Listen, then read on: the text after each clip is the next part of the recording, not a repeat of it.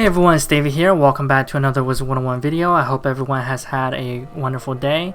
So today we're going to be talking about the 4 things that KingsOut can do to improve PvP. So the number one thing, and I was going to make a complete separate video about this, but I thought I'd just combine it in this video. But number one is PvP gears need to be easier to get. The Dragoon gear that I have right now, it's way too hard to get. Now I never crafted anything.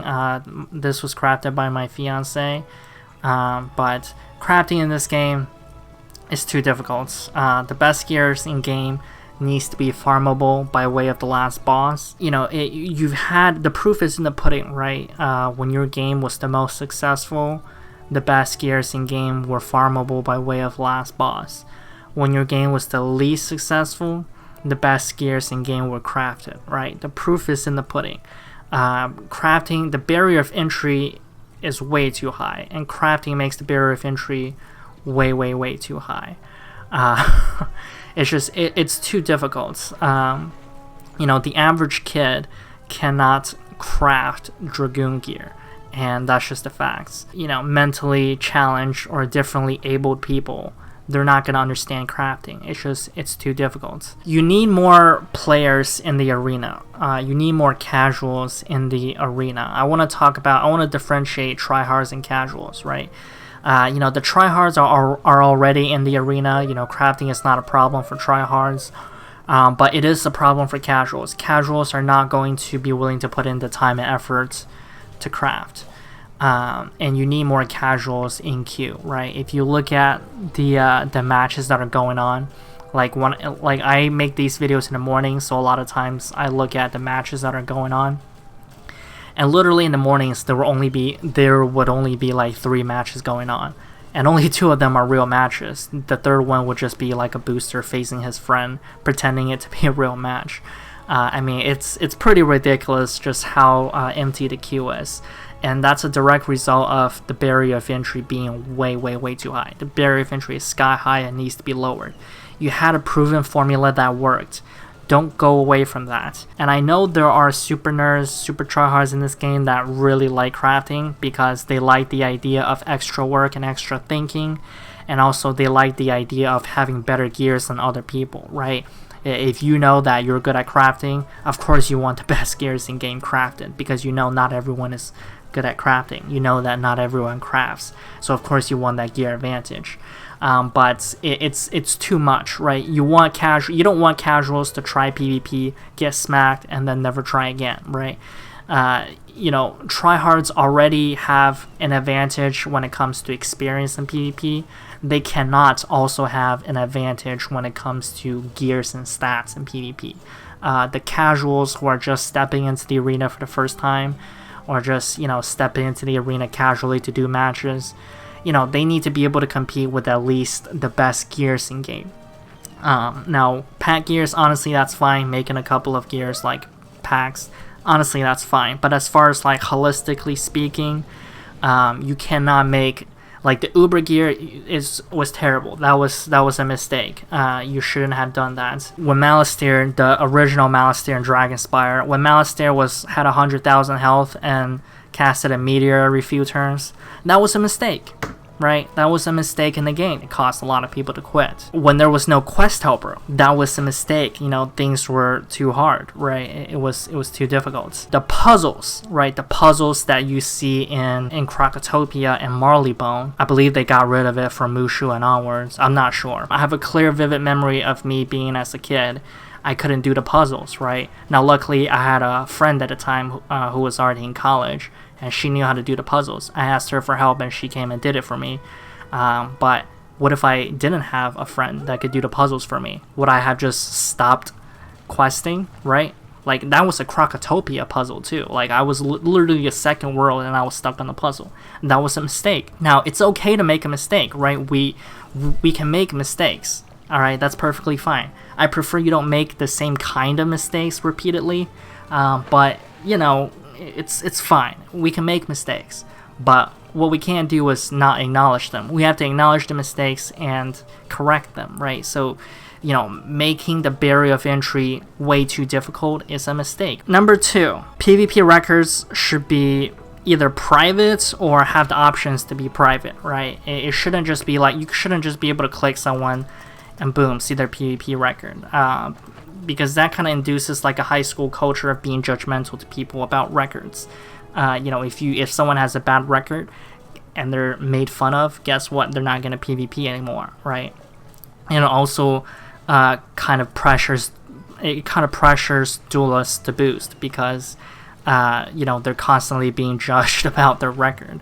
And if you can do something about your record, like boost, then of course the temptation and pressure is there to boost. So I think either it should be private or it should have at least an option to be private, because it's way too, the culture of the arena is way too judgmental, and that's not healthy. And I want to talk about records, because it's just crazy how rampant boosting is and how much people do not understand the realities of ratios. League of Legends, right? A game that takes much more skill, a much better designed game. The best winning percentage of all time is by Skarner, and his win percentage is about 63.5, which is basically a little bit worse than a 2-1 ratio, right?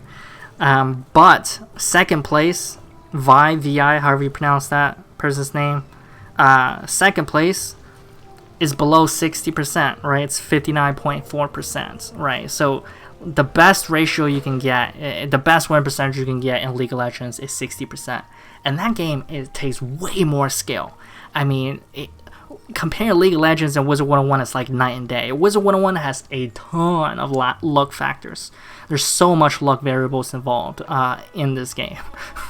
It's not even close. Now, does that mean like if someone did 11 matches and there are 10 wins, 1 loss, does that mean they boosted? Of course not. Of course not. For people who never took a statistics class, statistics is only significant if the sample size is large enough, right? So in statistics, we learned that you need at least 1,000 in sample size for it to be significant. Honestly, in Wizard101, I don't think you need 1,000 matches for it to be statistically significant. I think if you just do like 500 matches, I feel like is statistically significant. If someone has, done at least 500 matches and their win rate is over 60%, not gonna call anyone out, but people don't even have a realistic view of what a ratio should look like in this game, and that's just because boosting is so rampant and it's so easy to boost. The PvP records should just be private or have an option to be private, because people are so judgmental and they're judging you based on false pretexts. It's like judging yourself based on what you see on a magazine, but not realizing that the model on the magazine is digitally altered, right? Like that's not her real body. Like they did that Photoshop on that body, right? It's like comparing yourself to a Photoshop. Like they're already a model, but you're comparing yourself to a model who's photoshopped. So that's basically why it's so unhealthy. The culture of the arena in general is kind of unhealthy, and I feel like a lot of that could be taken away if you just take away the PvP records. And number 3 is you need to balance solid stats, right? Solid stats are stronger than variable stats. There's 2 ways you can do it. You can weight them accordingly. So like if you give someone 1% extra resist and another school you want to give them critical, give them 5% more critical or 5% more critical multiplier or whatever it is, right? The other option, which I think is probably better, is you just give everyone very similar variable stats. So like all the kind of offensive schools, just give them like almost equally high critical. All the defensive schools, just give them kind of equally low critical. And then when you balance schools, balance them with solid stats, right? So give one school more health and more resist, but give the other school more damage and more pierce. Do not do what you did with Myth, as far as just giving like one school more damage and more resist, but giving Myth more critical. Like that's what they did with Myth and Fire, by the way, and that's why those schools are so bad. Myth and Fire's advantage is in critical, and that's it. Like they'll have lower health, lower damage, lower resist, but hey, give them higher critical. But critical even 1-for-1, critical is the worst stat. Like critical on health, health is more important. Critical on damage, damage is more important. Critical on resist, resist is more important. Even 1-for-1, they're not equal. But the way that KingsIsle is weighting it, they're actually giving critical more weight than all those stats combined. When even 1-for-1, critical is not as good. Even when critical was just straight up 2x, critical was a bad stat.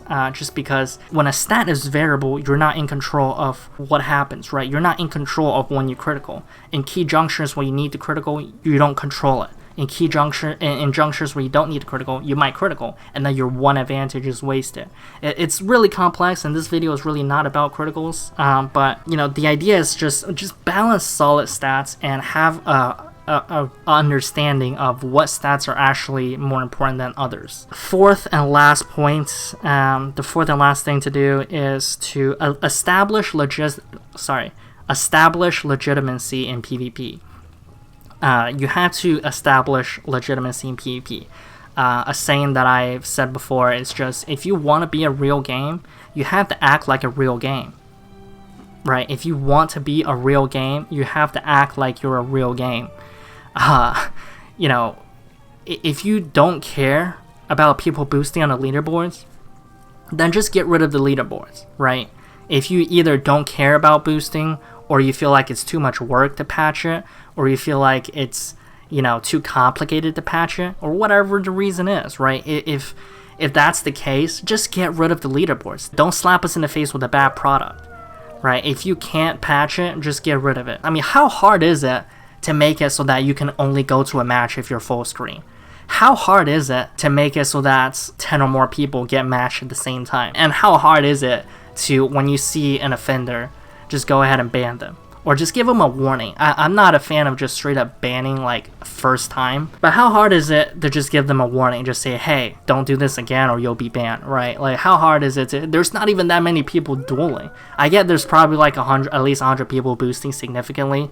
But 100 people is really not that many people. And this goes hand in hand with, if you want to just go ahead and get rid of leaderboards, what you can do to establish like rankings of players. Just make a tournament. Make a world tournament. Do you understand like how much more popular your game will get if you just had a world tournament? Of course, max only because there's too many level bans, right? Just have a world tournament. Like every year, have a tournament. Maybe you should have like a rank qualifier, like you need at least to be Warlord to join the tournament, or you need at least 1,000 rank to join a tournament, whatever it is, right? Just have a world's tournament. Just have a worlds. You got WizTubers, you know, doing tournaments because they're trying to fill that void because KingsIsle is not doing it, but it's not the WizTubers' job. It's not the WizTubers' job to do a worlds. It's the company's job, right? It's KingsIsle's job to do a world tournament and just, you know, give out crowns for prize money or whatever. I mean, most people are gonna do it for the prestige, but you know, just give some crowns as well, just to, you know, reward people who put in the effort into the game. You need to establish legitimacy in this game. People need to feel like this is a real game. The future of the gaming industry is esports, right? Look at all the top games in the world. Why are they so popular? Because of the competitive aspects. The future of the gaming industry is esports. You have to focus on PvP. You have to establish legitimacy for your game. So that's basically it for this video. Let me know what you thought about it in the comments. If you did enjoy this video, make sure to like, subscribe, comment, and share. And I'll see you in the next video. Until next time, see ya.